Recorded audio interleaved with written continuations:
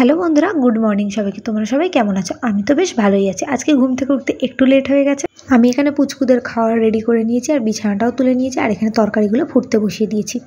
আর স্নান করতে যাওয়ার আগে প্রত্যেক দিনই আমি আগে চুলটা আঁচড়ে নিই।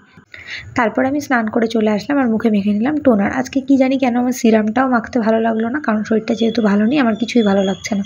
চলে আসলাম পুজো দিতে। প্রথমেই এসে গোপলুগুলোকে ঘুম থেকে তুলে নিলাম, নিয়ে সুন্দর করে স্নান টান করিয়ে ফুল দিয়ে সাজিয়ে পুজোটা দিয়ে নিলাম। আজকে ঘুম থেকে উঠতে যেহেতু একটু 15-20 মিনিট লেট হয়ে গেছে, আজকে এই জন্য সব কাজই একটু লেটেই চলছে। এখানে আমার পুজো দেওয়া কমপ্লিট হয়ে গেছে আর পুচকোরা বসে আছে ফলের আশায়, কিন্তু আজকে তো আমি কোনো ফলই পুজোয় দিইনি। পুজো দিয়ে এসে দেখলাম বাবাও ঘুম থেকে উঠে পড়েছে, এই জন্য আমি ভাবলাম বিছানাটা আগে গুছিয়ে নিই। এই জন্য আমি মশারিটাকে সাইড করে দিলাম আর ব্ল্যাঙ্কেটটাকে ভাঁজ করতে গিয়ে দেখি চালু ওটাকে ভালো করে মাঝখান থেকে ফুটো ফুটো করে দিয়েছে। তারপরে ওকে একটু বকাঝকা দিয়ে দিলাম আর তারপরে ওটাকে ভাঁজ করে রেখে দিলাম। চালু এত দুষ্টু, মুখের সামনে যা পায় সেটাকে নিয়েই কুটি কুটি করে রেখে দেয়। আর তোমরা হয়তো অনেকেই ভাবো যে আমি ওকে চালু বলি কেন, ওর আসল নাম হলো চার্লি। আর ও যেহেতু প্রচণ্ড চালাক আর প্রচণ্ড দুষ্টু, এই জন্য আমি ওর নাম রেখে দিয়েছি চালু। আর আমি এখন ঘরে নিয়ে এসেছি ছাতুটা, ভাবলাম ছাতুটা খেয়ে নিই, কারণ সকালবেলা আমার এত খিদে পায় আমি ছাতুটা না খেয়ে কোনো কাজই করতে পারি না।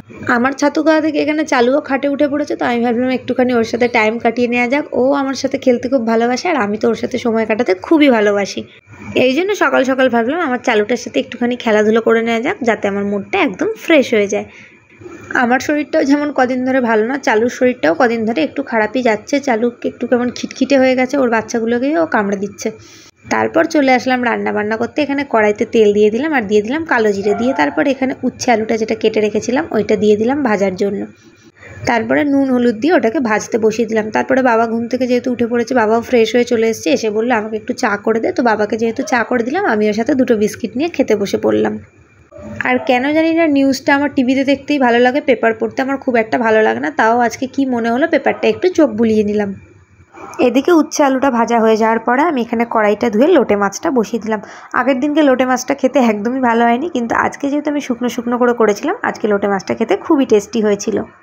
রান্না হয়ে যাওয়ার পরে বাবা বললো এখন খাবে না, যেহেতু আজকে ডক্টর দেখতে আসবে। এখন ডক্টর মাঝে মধ্যেই বাবাকে দেখতে আসে, তো বাবা বললো ডক্টর চলে গেলে বাবা তারপরে খাবে। আর ডক্টর চলে যাওয়ার পরে আমি এখানে বাবাকে খেতে দিয়ে দিলাম। আর দেখতেই পাচ্ছ রকি আর চালু এখানে বসে আছে, ওরা কিন্তু বাবার খাওয়া না হওয়া পর্যন্ত ওরা খায় না। আজকে আর আমি বিশেষ কিছু ব্রেকফাস্ট করিনি, নিমকি বিস্কিট আর কফি দিয়েই আজকে ব্রেকফাস্টটা সেরে নিলাম। আর তারপরে আমি বাবার এখানে ওষুধগুলো বের করে নিচ্ছি, কারণ বাবা যেহেতু ভাত খেয়ে উঠে ওষুধগুলো খাবে, এই জন্য ওষুধগুলো আমি আগে থেকেই বের করে রাখি।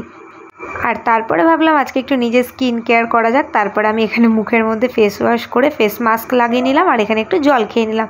আর এদিকে আমি একটা ভ্লগ আপলোড করতে বসিয়েছি, সেই ভ্লগ আপলোড আজও হচ্ছে কালও হচ্ছে। আর এখানে মুখের মধ্যে দিকে একটা খুচরো পাপ বেরিয়েছে, সেটা আবার একটু দেখে নিলাম। আর তারপরে এই পাখিটাকে একটু খেতে দিতে চলে আসলাম। ওর আবার প্যাকনা আছে, ও খাওয়ারও খেতে চায় না, ছোলা খেতে চায় না, জল খেতে চায় না, ও চুপ করে ওই এক কোনায় বসে থাকতেই পছন্দ করে। ও অ্যাকচুয়ালি বাবাকে খুব পছন্দ করে, বাবার সাথেই ওর খুব ভাব, কিন্তু এখন যেহেতু বাবার শরীরটা খারাপ, বাবাকে খুব একটা কেয়ার করতে পারছে না, এই জন্য ও খাওয়া দাওয়া ত্যাগ দিয়ে বসে আছে। তারপর আমি আমার কুলফিকে নিয়ে একটু আদর করতে বসে গেলাম। কুলফি এত আমার গা ঘেঁষা হয়েছে, কুলফি আমাকে ছাড়া কিচ্ছু বোঝে না। আর কুলফি এতটাই ভীতু, আমাদের বাড়িতে যদি কেউ বেল বাজায় বা কেউ আসে, কুলফি সবার আগে ওপরে আমার ঘরে পালিয়ে আসে, যাতে কুলফিকে কেউ না ধরে নিয়ে যেতে পারে। কারণ যেহেতু কুলফির বাকি ভাই বোনগুলোকে দিয়ে দেওয়া হয়েছে, এই জন্য কুলফি খুবই ভয় পায় যদি ওকেও দিয়ে দেওয়া হয়। আর তারপরে আমি লাঞ্চ করে চলে আসলাম আর তারপরে খেয়ে নিচ্ছি আমি আমার দুপুরের ওষুধটা। এই ওষুধটা আমাকে রোজ দিনই দুপুরবেলা করে খেতে হয়। আর তারপরে বাবাকে ফিজিওথেরাপি করতে চলে আসলো। আর এদিকে আমার রকি আর চালু ঠিকই বাবাকে পাহারা দিচ্ছে যে ফিজিওথেরাপি দাদা বাবাকে কি করছে। তারপরে আমি একটু দুপুরে ভাত ঘুম দিয়েছিলাম। আর এত বিচ্ছিরি একটা ওয়েদার, রোদ্দুরের মধ্যে বৃষ্টি হচ্ছে, এত গরম লাগছিল, তার চোটে আমি উঠে পড়েছি। যেহেতু খুব গরম লাগছিল আর উঠে পড়েছি আর ঘুমটা ঠিকঠাক হয়নি, এই জন্য শরীরটা কেমন একটা লাগছিল, তাই জন্য ভাবলাম একটু জল আর বাতাসা খেয়ে নেওয়া যাক। আর তারপরে আজকে যেহেতু আমি আমার জামা কাপড় বেডশিট এগুলো কাচতে দেবো, এই জন্য বাবার ঘরে বেডশিটটা চেঞ্জ করে নিলাম। বাবা তো লুচি চপ এগুলো খেতে খুবই ভালোবাসে, বাবা অনেক দিন ধরে লুচি খাবে করছিল, তো আজকে ভাবলাম যে না, এতদিন ধরে বলছে আজকে একটু লুচি বানিয়ে দেওয়া যাক। কারণ ডাক্তার যেহেতু বারণ করেছে ভাজা পোড়া খেতে, তো যেহেতু বারবার বলছে, তো ভাবলাম আজকে করে দিই, কী আর করবো। আর আজকে হবে লুচির সাথে আলুর তরকারি। আলুর তরকারিটা একদমই প্লেনভাবে করব, যাতে শরীরে কোনো প্রবলেম না হয়, মশলাপাতি একদমই বেশি দেবো না। আমি এখানে লুচিগুলো একটু বড় সড়ো করেই করেছি, যাতে তাড়াতাড়ি হয়ে যায়। আর একটুখানি ময়দা আমি রেখেও দিয়েছি, কালকে ব্রেকফাস্ট করার সময় কয়েকটা লুচি ভেজে নেব। এখানে আমি তেলটা গরম হতে দিয়ে দিয়েছি, লুচিগুলো ভেজে নেওয়ার সাথে সাথে আমি এখানে তরকারিটাও বসিয়ে দিয়েছি। আর এখানে আমি অল্প করেই তরকারি নিয়েছি, যাতে আমার আর বাবার মতনই হয়ে যায়।